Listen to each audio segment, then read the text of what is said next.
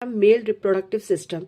देखिए ये है टेस्टिस जहाँ पे मेन स्पर्म फॉर्मेशन होनी है, ठीक है।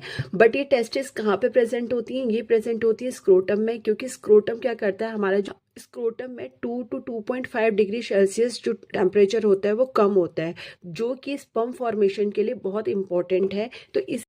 तो चलिए जानते हैं क्रॉस सेक्शन ऑफ टेस्टिस, क्योंकि टेस्टिस के अंदर ही पूरी क्या होनी है, स्पर्म फॉर्मेशन होनी है। अब देखिए ये जो टेस्टिस होती है ना, ये कंपार्टमेंट्स में डिवाइडेड होती है और हर टेस्टिस के अंदर 250 कंपार्टमेंट्स होते हैं जिन्हें कहा जाता है टेस्टिकुलर लोब्यूल्स।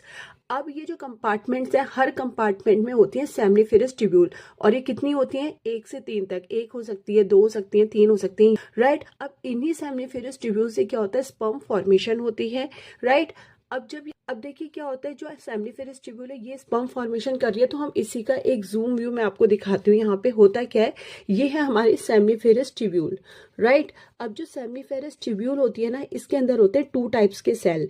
एक जो ये बड़े बड़े आपको दिखाई दे रहे हैं ये होते हैं सर्टोली सेल्स, और जो छोटे छोटे आपको दिखाई दे रहे हैं ये होते हैं जर्म सेल्स। तो ये जो जर्म सेल्स है इन्हें स्पर्मेटोगोनिया भी कहा जाता है, और यही स्पर्मेटोगोनिया क्या करते हैं, स्पर्म फॉर्मेशन करते हैं।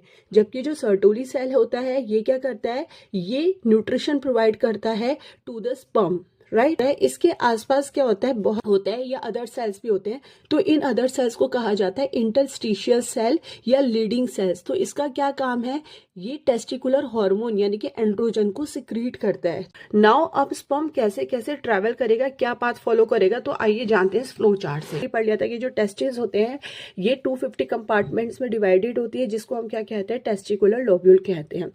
अब क्या होते हैं, इन टेस्टिकुलर लोब्यूल के अंदर, हर लोब्यूल के अंदर 2 से 3 सेमनिफेरस ट्यूब्यूल होते हैं, राइट।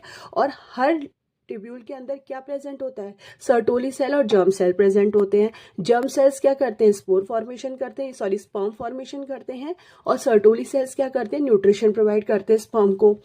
अब क्या होता है, ये जब यहाँ पे स्पर्म बना तो फिर वो कहाँ पे आएगा, वो आएगा रेटी टेस्टिस में, ये जो स्पर्म को रिसीव करता है, राइट।